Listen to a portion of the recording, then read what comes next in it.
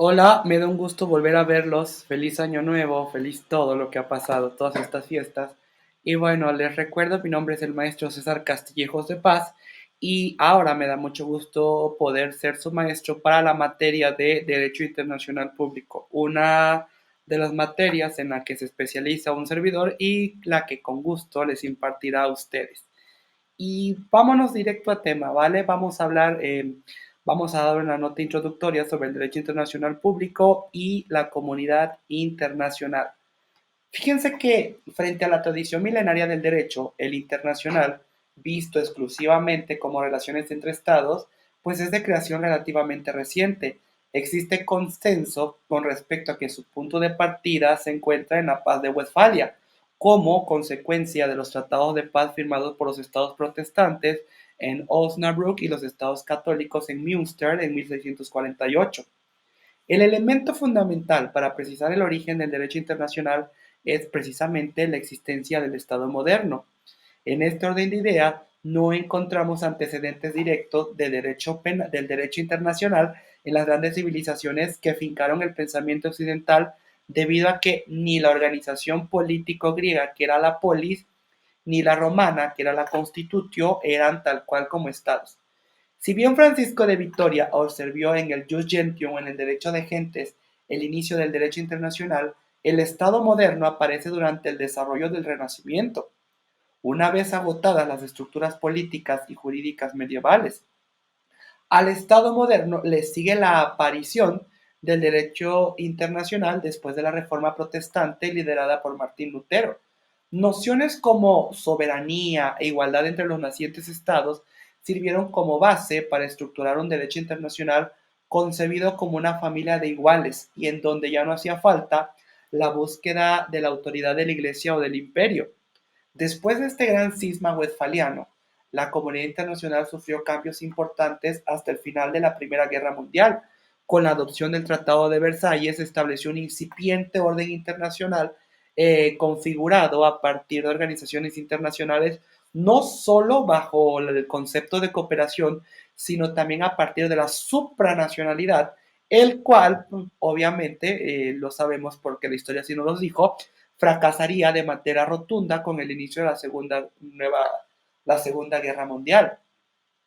A partir del horror de la guerra, de esta Segunda Guerra Mundial, se desencadenó una nueva etapa en las relaciones internacionales y, por tanto, en el diseño estructural del derecho internacional.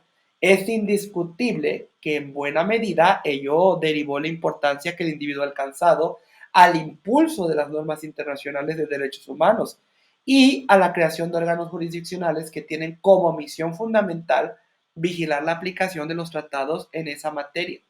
¿Qué quiero decir? Miren, fíjense, es una aseveración peligrosa pero cierta. Una de las piedras angulares del derecho internacional público es el derecho internacional de los derechos humanos. O, dicho de otra forma, vivimos en una edad de los derechos trasladados, al derecho internacional. Por ello, esta materia a mi cargo buscará ilustrarles cómo el derecho internacional, sobre todo en materia de derechos humanos, se ubica en la estructura de un nuevo derecho internacional y cómo las instituciones jurídicas básicas, como sujetos y fuentes del derecho internacional, pueden verse de una manera distinta si se les piensa a partir de la protección a los derechos humanos. Posteriormente, también vamos a ver en el caso de México la relación entre el derecho internacional y el derecho interno a partir de la noción del control de convencionalidad. Y por último, vamos a revisar cómo esta nueva estructura influye en la actividad de protección a los derechos humanos en todo el Estado mexicano. Pero bueno, vamos a también, bueno, quisiera yo hablarles un poquito sobre la comunidad internacional. Y quisiera hablarles un poquito de la comunidad internacional porque según Pierre-Marie Dupuis, la dinámica de la comunidad internacional actual puede entenderse a partir de algunas contradicciones. Son dos: es cerrada y al mismo tiempo abierta, y dos, está en tensión, pero muestra cierta apertura a la negociación. Se ha calificado a la comunidad internacional como cerrada debido a que los estados comúnmente apelan al concepto de soberanía para frenar la influencia de algunos organismos u otros estados en determinados ámbitos considerados como de exclusividad estatal y como abierta, pues en la medida en que se encamina a una mayor institucionalización del sistema jurídico denominado derecho internacional. Asimismo, existe una comunidad internacional excesivamente negociadora en casi todos los temas como cambio climático, comercio internacional, cooperación científica y cultural, transferencia y utilización de tecnologías, entre otros. Sin embargo, dicha comunidad se encuentra en tensión, es decir, en conflicto permanente en aspectos como los económicos, bélicos, políticos, por mencionar algunos otros. Por otra parte, esta comunidad ha generado un derecho internacional marcado por dos grandes características que las vamos a ver un poquito más detalladas. Vamos a hablar sobre la regionalización y la especialización. Y este fenómeno le denominamos fragmentación del derecho internacional y es abordado con todo detalle, ya lo ha hecho, ¿verdad? Un informe sobre fragmentación del derecho internacional de la Comisión de Derecho Internacional de las Naciones Unidas, presidida en aquel entonces por Martí Konskeniemi. Pero, a ver, independientemente de este informe, que es desde el abril del 2006, para que vean desde cuándo está la noción, el término regionalismo hace referencia al agrupamiento continental y geográfico de distintos estados de la comunidad internacional. Para que ustedes comprendan el regionalismo, se debe partir de la premisa de que en el derecho internacional no existe el monopolio de la creación de las normas, lo que propicia una actividad legislativa internacional difusa. Existe tanta posibilidad de crear normas jurídicas internacionales como estados deseosos de firmar tratados internacionales.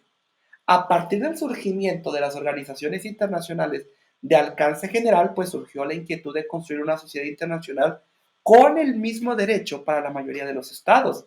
Y es así como el derecho internacional adquiere pretensiones de universalidad, lo cual también fue un medio para imponer, lo sabemos, valores occidentales, sobre todo a los que vencían en las guerras mundiales. La minoría de estos países poderosos imponía una forma de concebir al derecho internacional a la mayoría, que obviamente eran los débiles.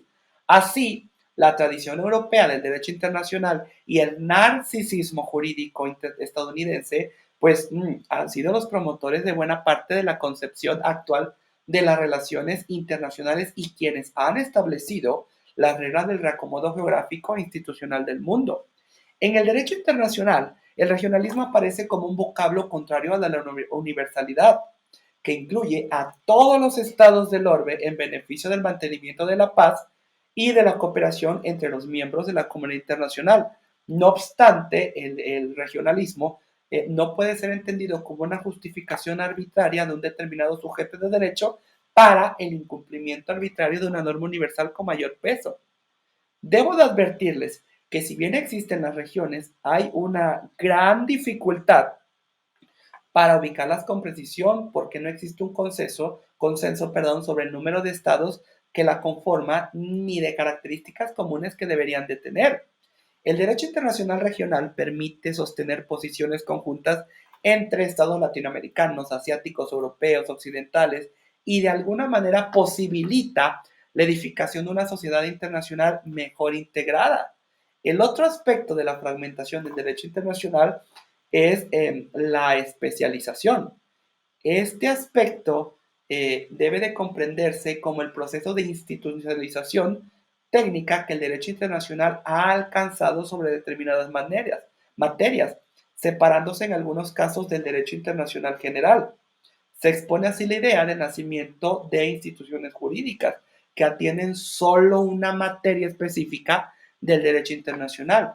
Actualmente es difícil encontrarnos con una situación del derecho interno, incluso del derecho privado, que por alguna razón no pueda ser estudiada a partir de las normas internacionales y todavía más resulta en tribunales de este tipo. ¿Qué quiero decirles? La especialización del derecho internacional también ha contribuido a la creación de tribunales y cortes versados en determinadas áreas. Por ejemplo, el Tribunal Internacional del Mar, la Corte Penal Internacional, las Cortes Regionales de Derechos Humanos o el órgano de solución de diferencias de la Organización Mundial del Comercio. Organizaciones, autoridades, comités, comisiones, bla, bla, bla, bla, han generado, a nivel internacional, han generado una cascada de material jurídico cuyo análisis pues resulta imposible agotar. Debido a estas circunstancias, en la actualidad es frecuentemente hablar de regímenes especiales o de regímenes autónomos. En un repaso más o menos breve de las instituciones internacionales, nos vamos a encontrar, como ya les dije al principio de la clase, con el derecho internacional de los derechos humanos, pero también el derecho penal internacional, el derecho internacional del mar, el derecho internacional económico, el derecho comunitario, el derecho internacional ambiental. Ello demuestra la diversidad de ramas del derecho especializado en el ámbito internacional. Por eso, hasta acá voy a terminar la clase y conforme vayamos avanzando vamos a ir ahondando más sobre el programa que tenemos marcado en nuestra plataforma y que obviamente nos va a ahondar más sobre la materia. Hasta entonces.